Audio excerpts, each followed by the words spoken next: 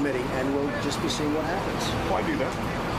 Well, all the polls are showing that I win or do very well in this election. I'm not happy with what's happening in the country. Nobody else is either. The spirit, the whole thing, it's gone. It's just terrible. And so I'm just going to look at it. I'll look at it very seriously. As you know, I love what I'm doing. I'm having a lot of fun what I'm doing. But we will see what we will see. You've heard the speculation of people saying you're not doing this because you're real about it. You're doing it to stop Pat Buchanan.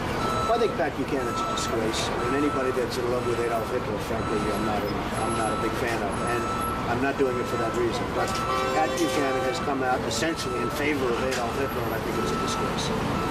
But you do want to stop him, and that's not why you're going to be running for the White House. We're going to see whether or not I'm going to run, and we're going to be looking at it, and over January, February, or something, we'll be making an announcement.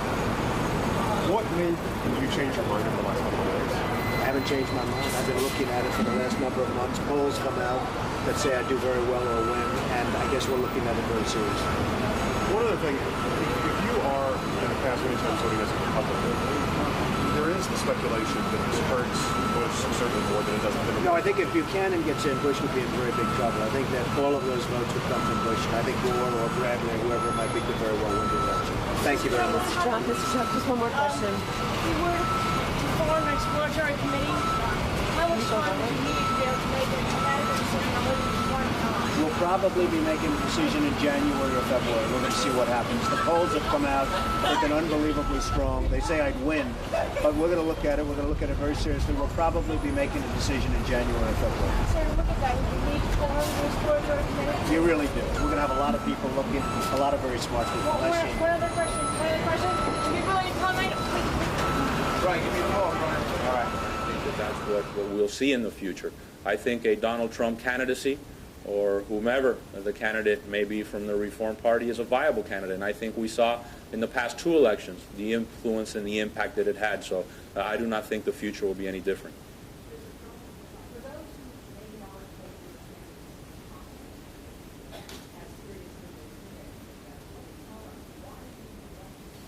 Well, I think you really have to base it on success. I've had very extraordinary success. I've done things that people really said couldn't be done.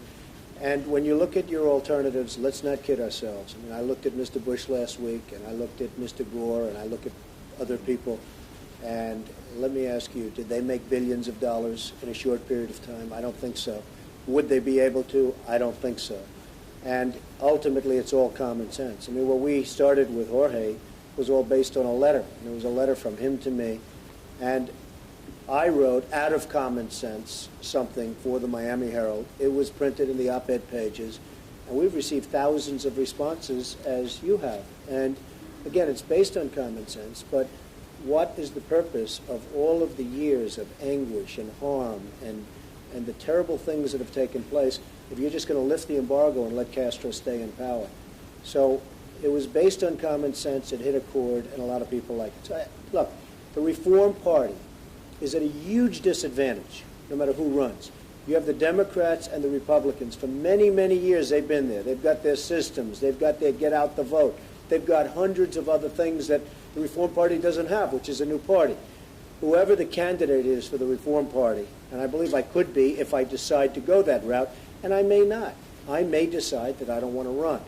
But if I decide that I can win, and it is a disadvantage, there's no question about it, if I decide that I can win, I very well might announce that I will be running. But there's no question about the fact that when you run on the Reform Party, you obviously don't have the machinery in place over a tremendous number of years that the other two parties do. So how much do you plan to be out on the campaign trail? And what do you think you need to do to convince people who are some of the less to join on board? Well, I think if I wanted the Reform Party nomination, and this is based on knowledge, not just feeling, I think I'd get it. The question is, again, whether I feel that by having the nomination I could win. I don't want to get 21% or 22% of the vote and do great and get the most ever and then end up the following Wednesday back in my office in Trump Tower and say, gee, that was wonderful, but, what does it all mean? It doesn't mean anything. It wouldn't mean very much to me. Now, it may mean a lot to some people. It wouldn't mean much to me. To Pat Buchanan, he'll end up back on Crossfire, maybe. Maybe. Although I don't think he will, personally, but he did last time. He seems to end back up on that show every time he loses.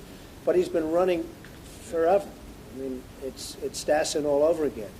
And I don't get it. He can't win. He was thrown out, essentially he was thrown out of the Republican Party, but he can't win. Somebody like me would have a chance to win, and I will make that determination over a period of time, probably by February, March, something like that.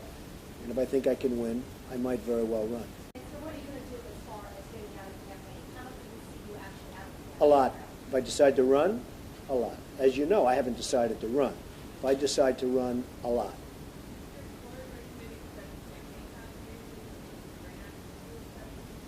Well, I don't need campaign. I mean, it's, sort of nice to have a campaign where I truly don't need campaign contributions. So that's a big advantage.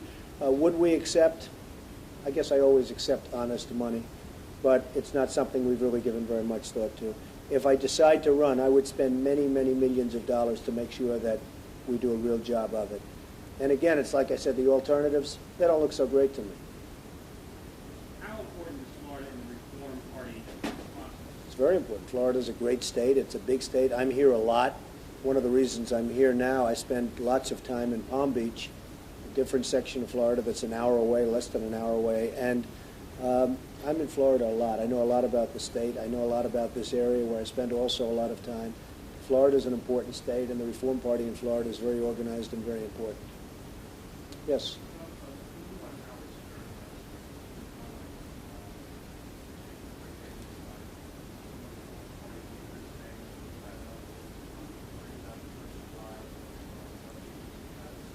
Well, no, I don't think so. I don't think it was a mistake. It's a comedy show.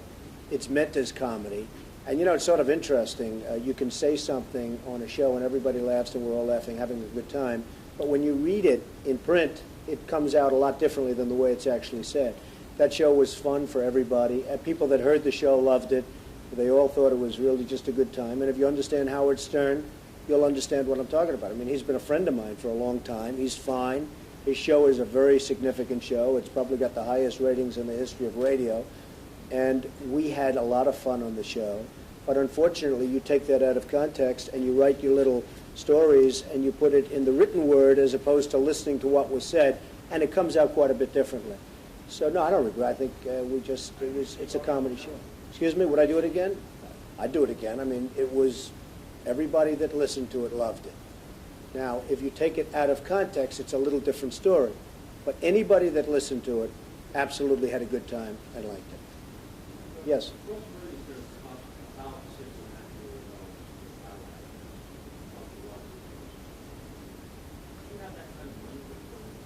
Well, I would spend whatever's necessary to get the ballot access. I'd also spend whatever's necessary to win the election.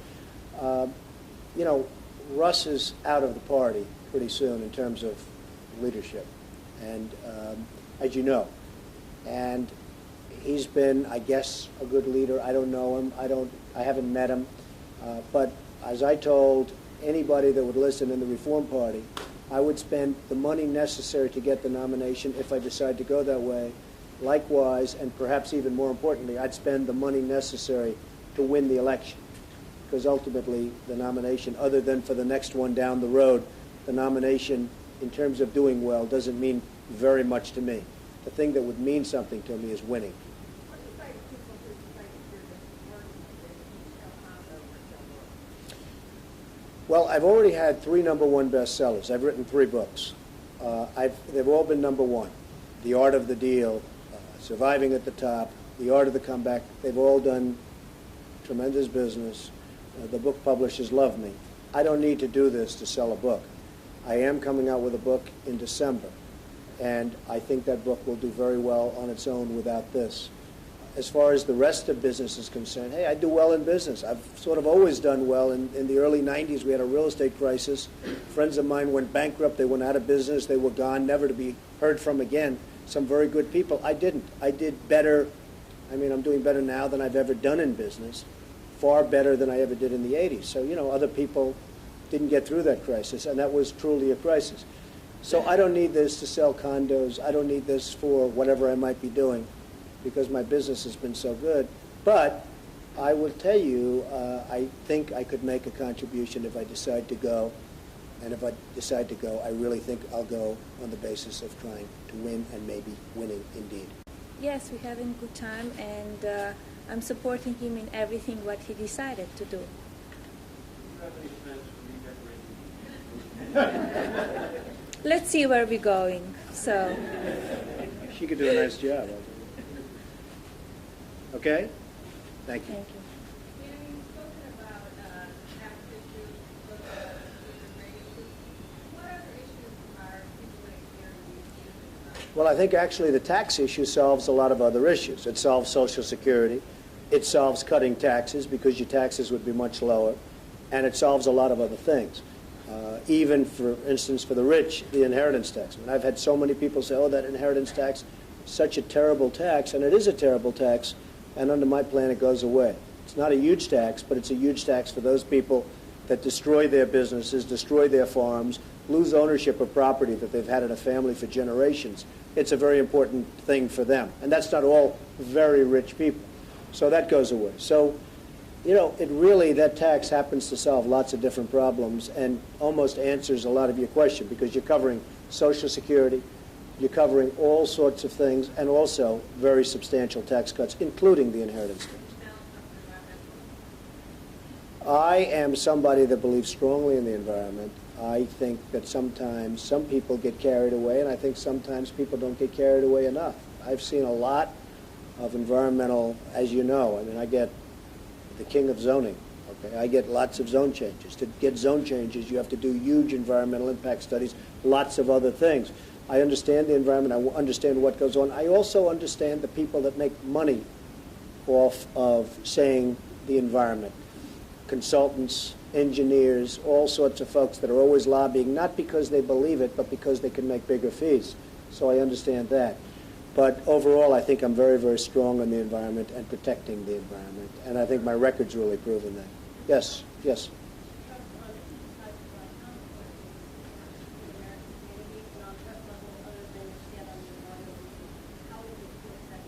Well, I think the Cuban-American community, hopefully I get great support from the community. You'd have to ask Jorge. You really would have to speak to that yourself, I think. But I would say I'd get very good support from the Cuban-American community. I think nobody's really been this upfront.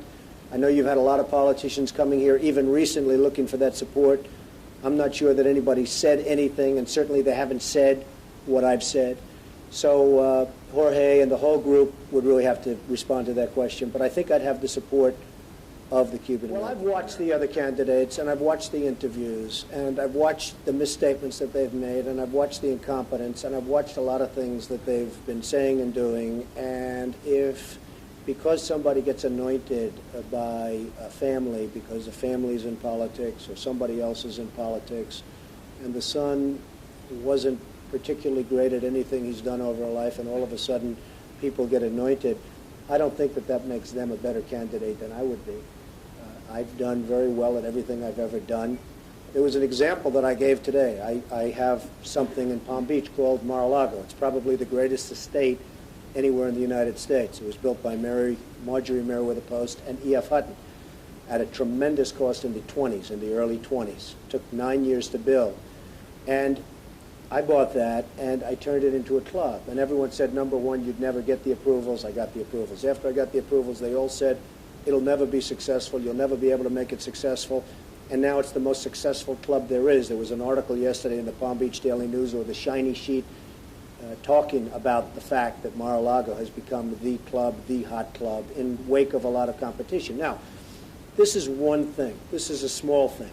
But in its own way, that was as difficult or more difficult than other things we're talking about.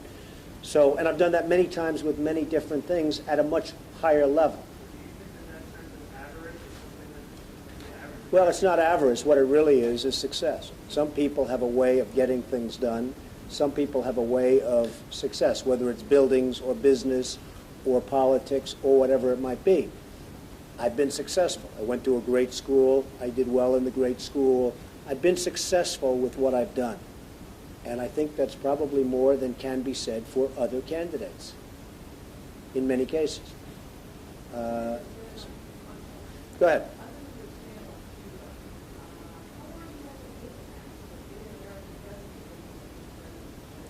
Well, I think nobody really from the outside, and maybe even from the inside, understands politicians the way I do. I've been maxed out every year. I'm not saying I'm proud of it or unproud of it. The fact is, I've been a major supporter of certain politicians over the years. I've done well with politicians over the years. You look at Washington right now, it's total gridlock. Nothing gets done, nothing gets approved. The Democrats are fighting the Republicans. I've always been able to bring people together, and you understand that. I've always been able to, and I've always gotten along well with politicians, and I think you wouldn't have the gridlock in Washington. I think I actually have, in many respects, more experience dealing with politicians than many politicians do. Well, I get it done. It's not to say I don't want a part of it. I will go there at some time, perhaps, assuming I decide not to run for the presidency, of course. I will go there at some point because I think it has tremendous potential. But I'll go there when it's free. My basic policy is that you have to keep the pressure on Fidel Castro, and you have to keep it on Big Lee. It's starting to wilt under our Secretary of State and our leaders in Washington. The pressure, as Jorge will tell you, is starting to wilt, and starting to wilt very seriously. If that's the case, then all of the effort and all of the years of struggle and death and all of the other things that have taken place will have been wasted, because that regime, whether it's led by Castro or somebody else, communism, everything, that whole regime will be rich, strong, and better than ever before. And this is not the time at the end, because you're at the end of the cycle, but this is not the time to get weak. And I think that at this moment, based on what I'm seeing in Washington, there's a lot of weakness, and that's going to keep the regime going, and I don't think that's appropriate, and it's certainly not good for this country. Beyond even the Cuban Americans, it's not good for this country. Yes, ma'am.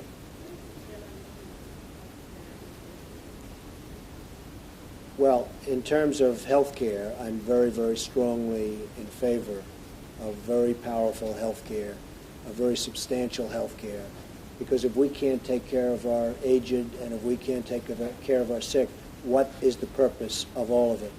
We have two main things: protection, military protection, and health care, and those are two very vital areas. In terms of abortion, I'm in favor of choice. I hate the concept of abortion. I'm in favor of choice nevertheless. I really don't see the alternatives. I don't think that there's really an adequate and satisfactory alternative. So while I dislike it, I have to say that I'm in favor of choice. My business empire, I have great people, great managers, terrific folks, and I'd probably put it in trust, and I'm sure they would do a very good job of it. I'd let Norma right behind you get involved a little bit more than she's already involved. Yes? Well, you have two odds: the odds of my running and the odds of my winning. Basically, the odds of running they're there. We're very strongly considering it. The odds of winning, I think, are good if I decide to run. Well, we're going to have one more question in English, and then we're going to go to Spanish. Some of my real opponents in the world of Mark Preston. Mark, we're hearing now from the RNC, correct? We are now, Anderson. There's been a lot of talk about what is going to happen next with John Kasich saying he's going to stay in, but the Republican National Committee just now has said that they expect Donald Trump to be the Republican nominee. They tweeted it right there. If you look at that, at Real Donald Trump will be the presumptive GOP nominee. We will all need to unite and focus on defeating Hillary Clinton. Now, this comes, Anderson, as the Republican National Committee is trying to get together their convention out in Cleveland. They were preparing for a contested convention. Now, all of that will shift to Donald Trump now being the presumptive nominee, him becoming the Republican nominee in July in Cleveland. Anderson?